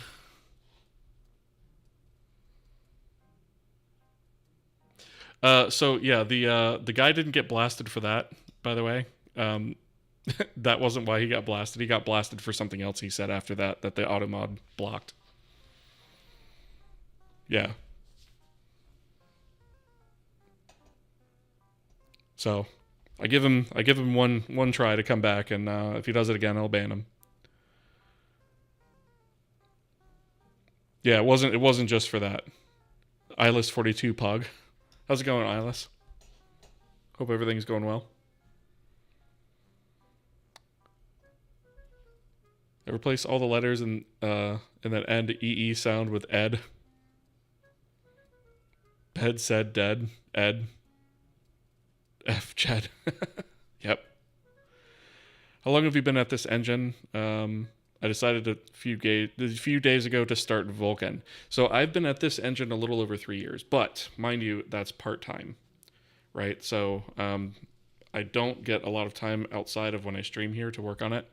Sometimes I can put half an hour in here and there, but yeah, it's part-time. So it's been 3 years working on it and building it from scratch. Obviously, it would probably be a lot faster than that if I wasn't like stopping to interact with chat and things like that. But I like talking to you guys, right? And obviously, if I didn't have to explain it all the way, or explain my thought processes and draw diagrams like this along the way, it would obviously be quicker. But kind of defeats the purpose at that point too. What features do you currently have, and why did you decide to write it? Is there a specific game idea in mind? I have a few game ideas in mind, actually. Arvitz, yeah. I mean, it's partially your... No, I'm just kidding. No, it's, part of the reason the entire reason I created this is to be an educational exercise, right? Which is why I stopped to explain things so you guys understand what I'm doing, and also see my thought process as I go through things. Because a lot of times I'll be like, yeah, I'm going to try it this way, and then I get halfway through it, and I'm like, yeah, it's not going to work. Here's why, right? Which I think is valuable to have. And also, as Parado mentions here, explaining is good. It clears your mind as well, and also it solidifies concepts, right? Because like as I'm trying to explain things, sometimes I'm like, wait a minute, that doesn't make sense. So I hope that all makes sense. But yeah, I do have some ideas in mind. I do have this to-do list, which kind of serves as a roadmap as well, because I don't delete things off of here when I've done them. I just X them off, right? So I'm going to scroll through this really fast because it's kind of long, but just to give you an idea of all the features that we have, right? And what we have left to do. Right.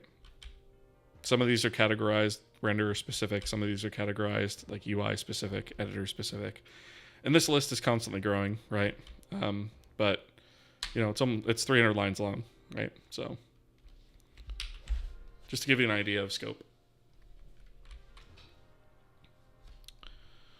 And actually, if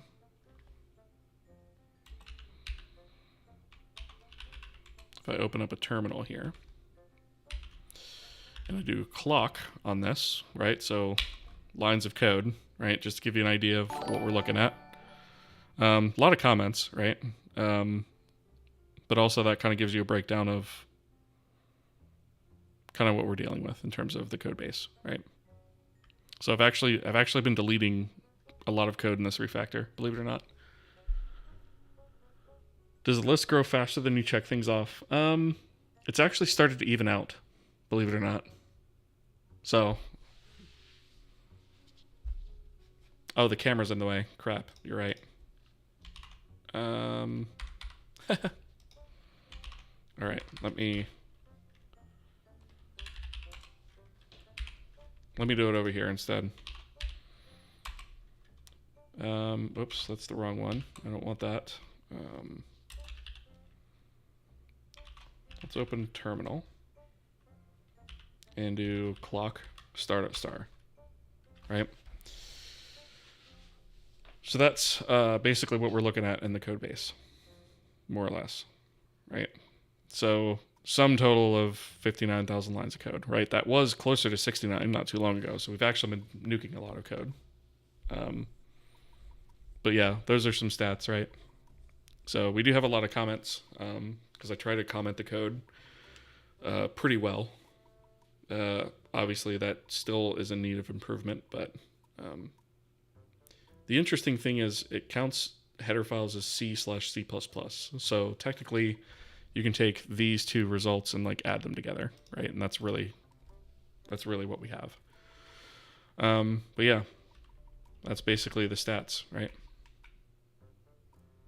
So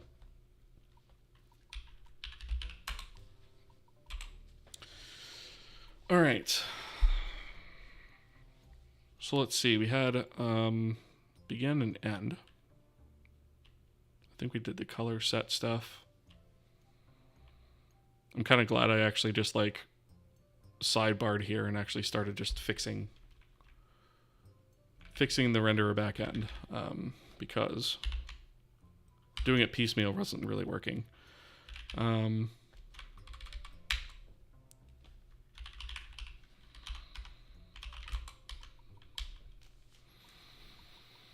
right.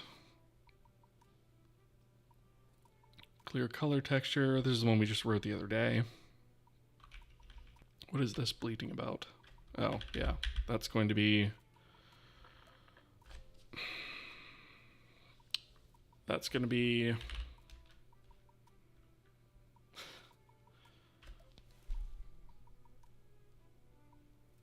I probably ought to have a shortcut for this too, for like the current image index.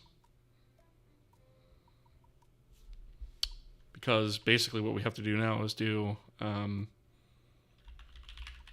context, current window, renderer state, backend state, image index, which is kind of gross.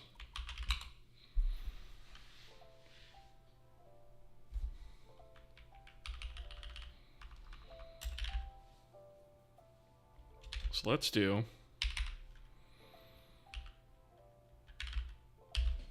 I think it's a U32 I want to say. Get current image index.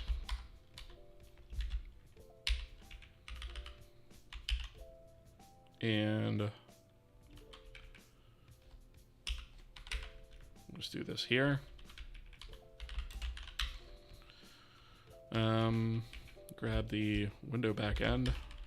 Actually, I think I could just probably just put the one-liner in here.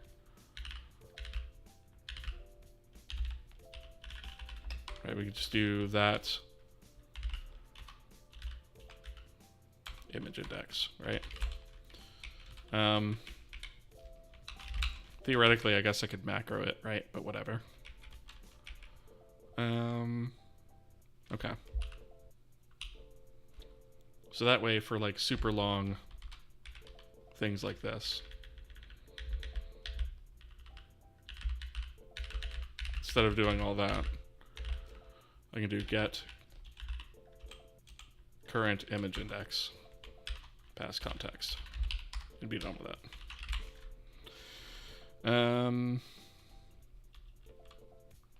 This is probably going to wind up being something similar, maybe?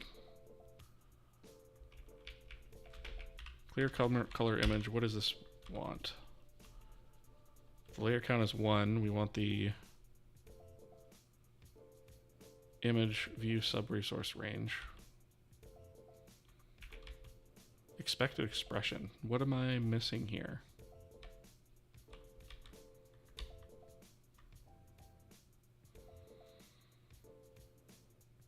Yeah, if we only have one of those things, we want to use the address of it to treat it like an array.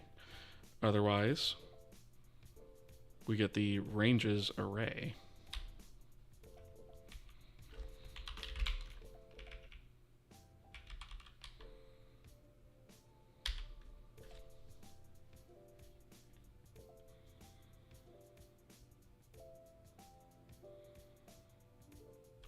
What am I missing here?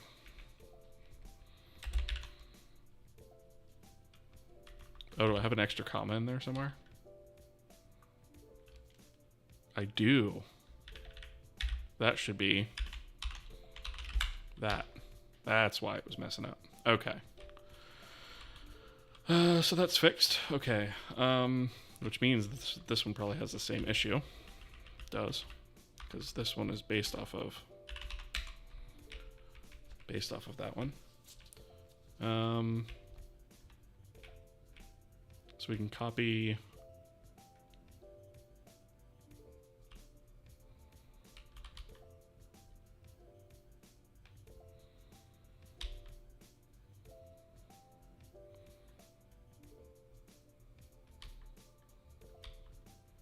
okay, yeah, these lines are pretty much the same.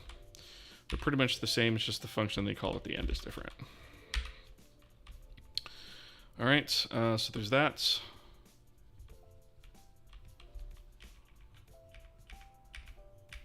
Create command buffers. I thought we already fixed this.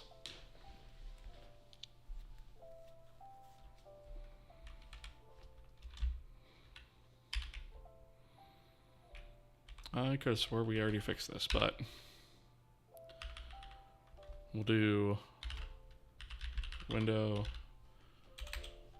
render state backend state.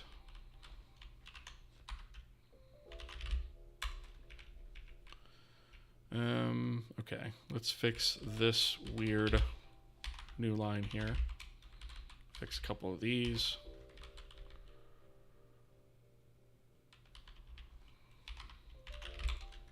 All right. Okay. Recreate swap chain. Is all talking about context. These should be window backend. Okay, and this is actually to detect if the window is like minimized. It'll be width and height will be 0. So we can just do window. What's that look like? About 12 characters. Yeah. Window 12x. There we go. Okay. So we're not gonna recreate the swap chain if the window is too small.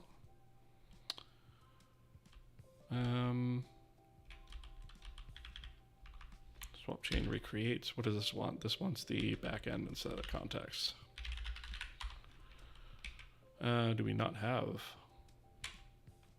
Oh, interesting. We don't have that here.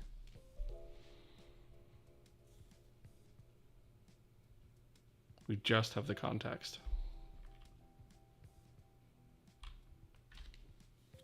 Okay, so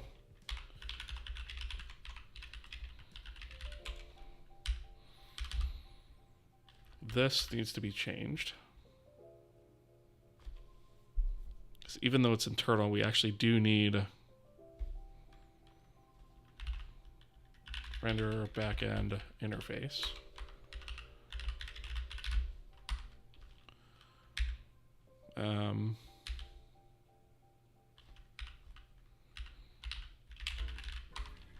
So we'll change that there. Render backend interface. Right. And then we'll do Vulkan context equals backend internal context. Right. So we have everything we need there. That should cover all of it. Okay. So that's good. Right, and this needs to be a window backend for both of these guys. All right, so we're freeing the old command buffers first. This also needs to be window backend. I think that might be the rest of the errors in here. Okay. And we have ads.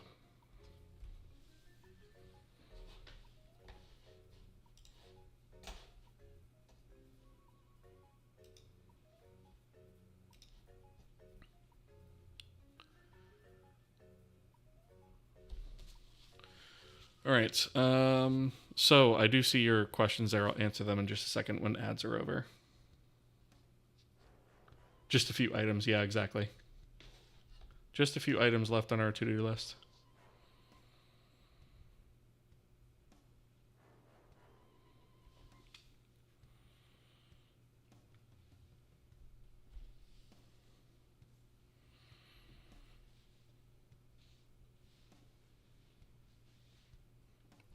Got about 40 seconds left on ads.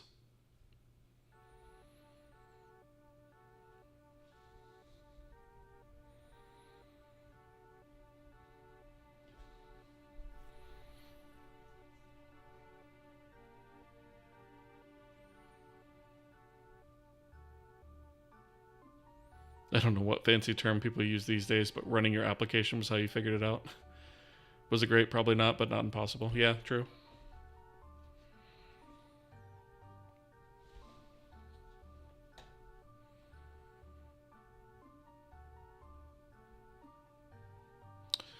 All right, and ads are dead. So physics, please. You were talking about you don't know how or why people still code without a real-time analyzer that just underlines what's wrong. I wouldn't survive. Yeah, I mean, I did without them for a number of years, right? But like, I can see over on the gutter here that there's an error on this line, or if there's like a W, that'll be a warning. I don't see any here, but all I have to do is like go to that line.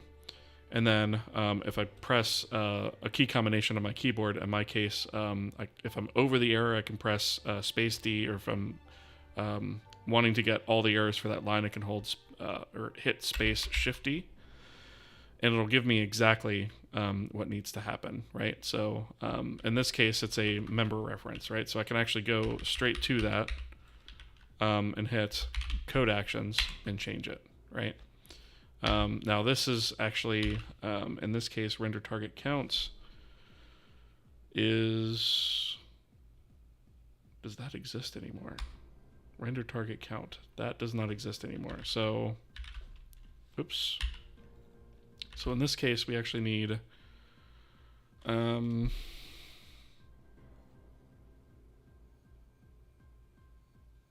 many images as we have frames. That's wrong, and that should say swap change images, right? So really what we want to do is context, current window, renderer states, backend states, and then swap chain image count, right?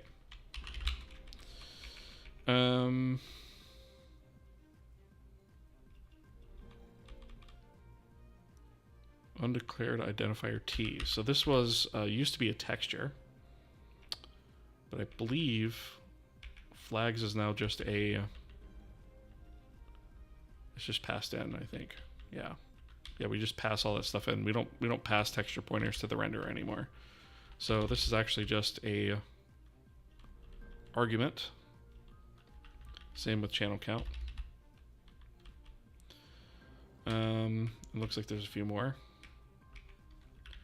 So we have type,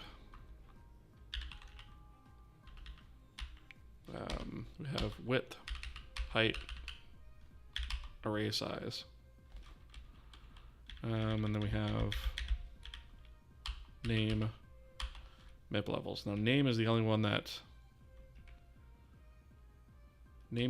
I think that we don't actually have.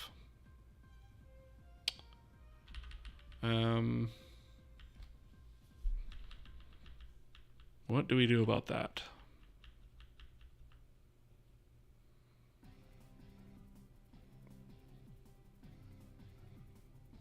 Because technically speaking, the name internally here is actually used for creating the debug object name. So like when we pull it up in RenderDoc or something like that, it uses that name to like identify the resource.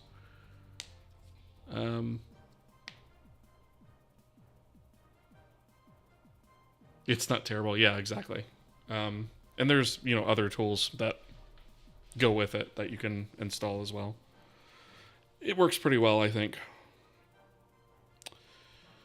All right. It's getting kind of late. So I'm going to put left off. We need to pass the name through as a parameter. Just like all the other properties, right?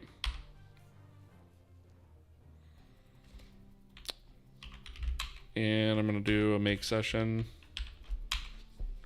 just so that I bounce right back to where I left off before. So we've made a decent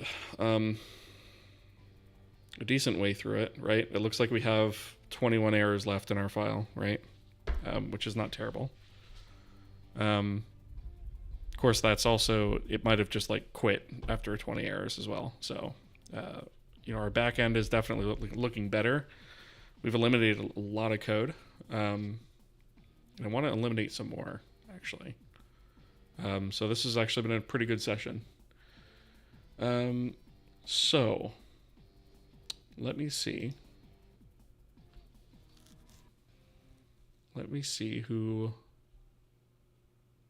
See if there's anything interesting that looks interesting that I can raid.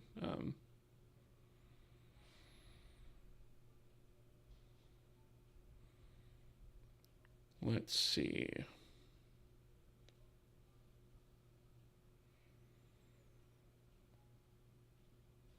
Oh, you know what? I should probably do it by category.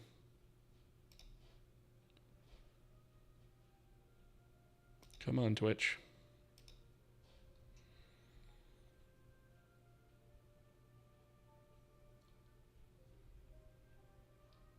I don't really see much in terms of programming streams that aren't like Unity specific or something like that.